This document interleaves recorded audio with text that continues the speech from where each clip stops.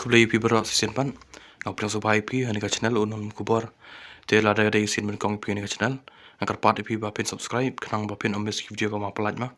Te la mi result jong ni ka local language paper test. Kublai jong post grade 4.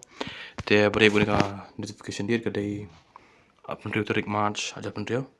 Te beri buni ka post grade 4 kublai jong ka Office of Deputy Commissioner Eastern West Hills District Mairang. Dengan publik dia dengan notice kau no.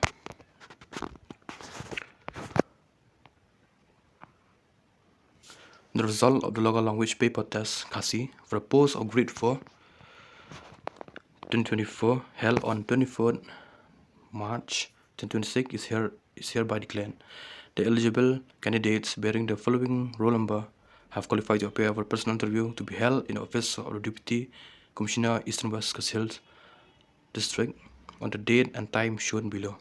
Te pada begini ka post grade 4 te ka result jone ka local language paper test ke khasi kata ma te kabri ni kusnam yu mpinya Arab Saw ajar Arab Saw te haka tarik March penrio is hereby declared.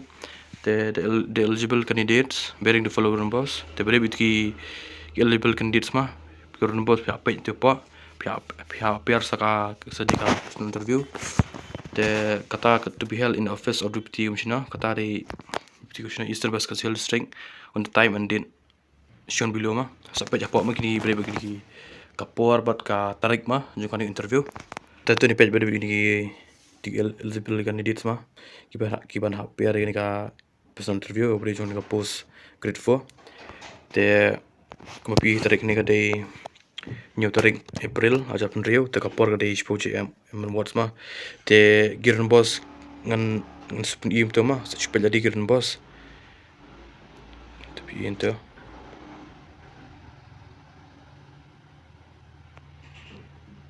dengan cupli ni ka important notes apa omno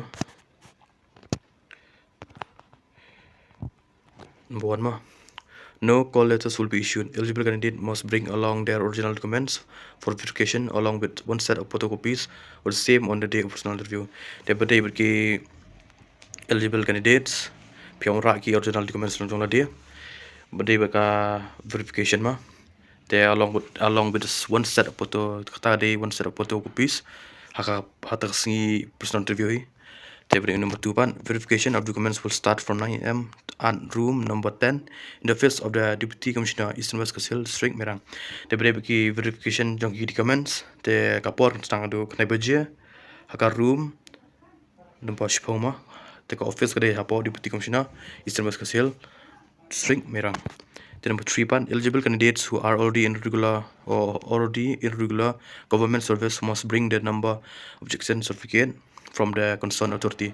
Te beri bagi eligible candidates kita lupa beri ini regular government service ma tidak orang ki no NOC kata dia no objection certificates from the concerned authority ma.